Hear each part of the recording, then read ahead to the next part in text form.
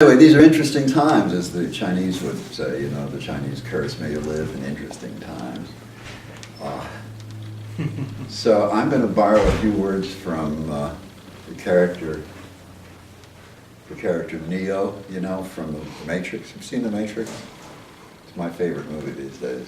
It's become my favorite movie because it's such a good metaphor for what we see happening around us now. But anyway, right at the end of that movie, he's talking on the phone, and he says, "I'm not here to tell you how all this is going to end,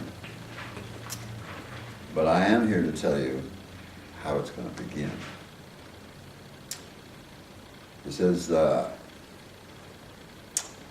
here to show you a world without government regulations, without boundaries and limits, borders, where anything is possible." And that's what Titania is about, creating a world where all the good things are possible and people know how to make them happen. So making good things happen doesn't just happen by accident. It doesn't happen randomly. It happens because the people who are responsible for making things happen have a dream in their heart, something that really matters to them. So we're going to start this session today talking about your dreams. So I want you to tell me, what do you want in your life that you don't have now? Or what do you not want that you do have? It's equally important. What's important to you? What would a beneficially changed world mean to you personally? A war without war. Or should I say continuous war? Or peace? No war, peace. Peace, okay. Why didn't you say so? I don't know, it's just easier to enunciate. No war, it's like, what's like the opposite of no IRS? You know, I mean, I don't know how to enunciate that in a positive manner. Peace, world peace, right? Every winner of a national beauty contest, when asked what she wants, world peace. Ever notice that? We'll get into some details about what that means, but there are some obvious consequences. What else? No taxes. Tax-free. Well, if you're tax-free, that means you got more money to spend on other things. What would you do with it? See, we're getting down to the nitty-gritties. What's the use of having no taxes if you don't know what you want to spend the money on? So where would your money go instead? I'd go on a vacation. Vacation.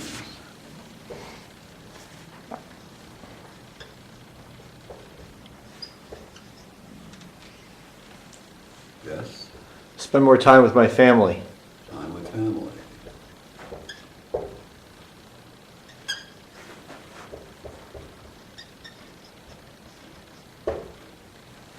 How about you guys? What do you want? If you can't tell me what you want, you know, if this thing about goals and knowing where you're headed, if you don't know where you're going, why would you think you'd like it when you get there?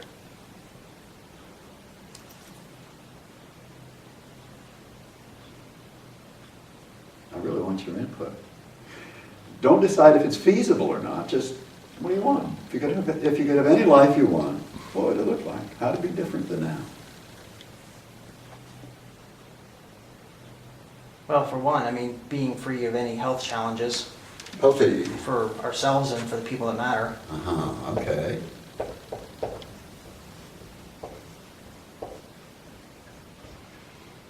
What would have to happen in the world around you to have more health? Well, recognition of the fact that the health industry isn't in place to promote health. It's in place to manage disease. Right. And to make money. Well, yeah. Okay, so what would look like the opposite of that?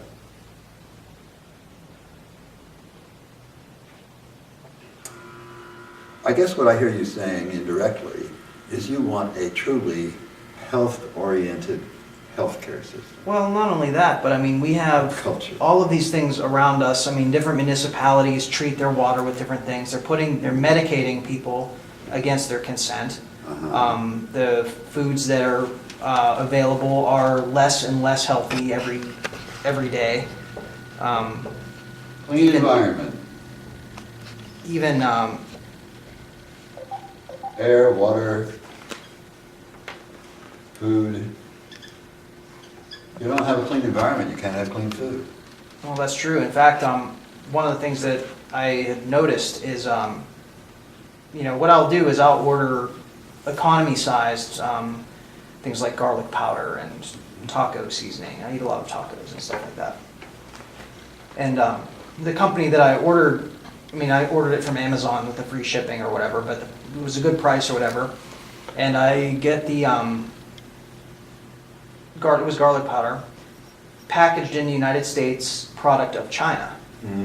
And, I had read recently that Beijing has the worst air quality that it's ever had since like 1954 in terms of like the objective like measurements that they use. And who knows where they're growing this garlic, whatever. Those are things that concern, right? Like, why can't we buy things that are grown in our own backyard or in our neighborhood, right? Instead of, I have to, when I go buy my organic ground beef, it comes from Uruguay. I mean, why can't I get organic ground beef made in Arizona? Because it's too expensive, there's too much bureaucracy. That's probably So you why. want local sources of healthy, clean products. Am I hearing it? Yeah, definitely. Okay, what else? Maureen? But you've got some pet dreams. Go for it.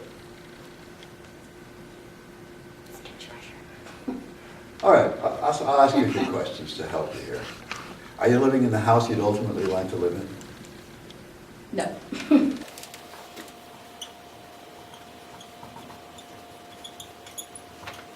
See, if you had been, when I asked you that question, you said, this is a great house. Right? So that's something you want. I'll ask you another question. It has been observed that in this country, and in much of the Western world, people feel alienated from those around them. They don't feel like they belong anywhere or with any group or community. Do you feel like you belong? Not yet. Would you like to feel like you belong?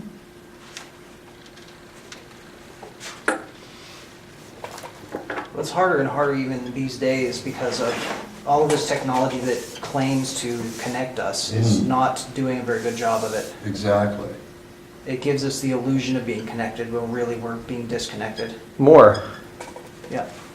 Yes.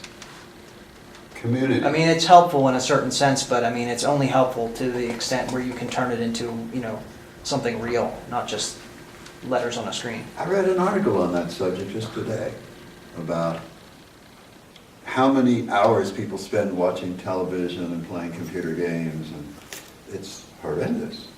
It's part of what you're talking about. So having a community that you feel at home in is something you'd like, right? Certainly something I want. One of the motivations for me for doing what I do is to create community. Okay. What I think else? an offshoot of that too is, the hope that more people can raise their level of consciousness to the things that are going on, such that, the community is inherent in awareness. Mm. Do you see what I'm saying? Like, Yeah. it's difficult to feel like you belong in the Matrix. Uh-huh. Okay. Right, when you know it's a matrix. Yeah. And everybody around you seems oblivious. Yeah. And it's Most people are it's oblivious. hard when you have people that you care about that like taking the blue pill. Right. And Or even don't realize they're taking a pill. They don't realize they have any choice. yeah. Well, both situations, yeah. Yeah, exactly. Awareness is one of the things that is the logical equivalent of creativity. When you increase awareness, you increase creativity. If you limit or diminish awareness, you limit creativity. This is what the news media does, it's what almost every book publisher, magazine publisher, television network, and so on, cable networks, they limit awareness by not telling us stuff that we need to know. Hurts us. So, this is a really important one to put your finger on. If there was one thing that you're aware of that it would please you if the world knew and understood, what would it be? For me, it would be for people to realize that most of the information that they're subjected to passively, that they're being subjected to that for reasons to subvert their selves. Okay. So you're talking about awareness of propaganda. Not even I mean, that is a very direct term That's one example. that insinuates their political agenda, but I mean, even the entertainment, there are agendas behind the entertainment that are unspoken. Mhm. There are, even the sports. Hidden agenda. Yeah, there's a distraction. Yeah, most of the entertainment and all that stuff is. It can be used in moderation, just like alcohol, Mhm. but there are too many people that are drunk on it. Okay. Obfuscation.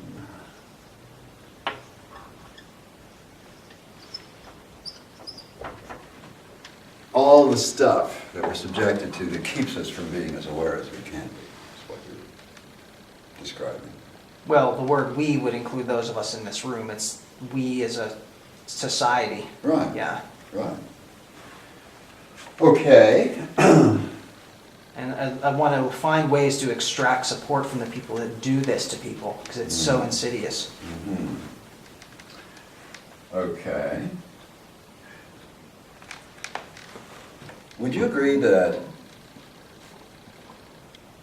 the people who are running this world, well, first of all, would you agree there are people who pretty much run the world? That's pretty clear at this point. Okay. Then would you agree that those people are essentially parasites? I would say that's probably an accurate analogy. Okay. Well, one of the things I want is freedom from parasites.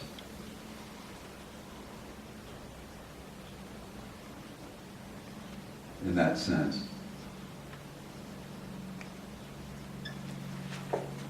Because I believe that, first of all, I believe it's unethical to nurture parasites, which we do every time we pay taxes or comply with laws against victimless crimes. I think that's one of the biggest problems, and it's one of the things that a lot of people aren't aware of, that there's a relatively small group of people who live parasitically off of everyone else, and they're psychopaths, most of them. Not every single one, but a lot of them are. Otherwise they wouldn't be destroying the host. Parasites typically destroy the host, right? Well, we, the people, are the host. And like most parasites, they don't realize that if they destroy the host, they're going to die too. So that's another piece of awareness that I would want to. Right, but the thing is, they get more and more people all the time, so they can destroy the host because there's new people that we have a increasing population, so they can destroy the host more and more because there's more people that they can destroy from. Faster than they're destroying them. Right. Maybe, yes, that's true. Must be because the population's increasing. Right.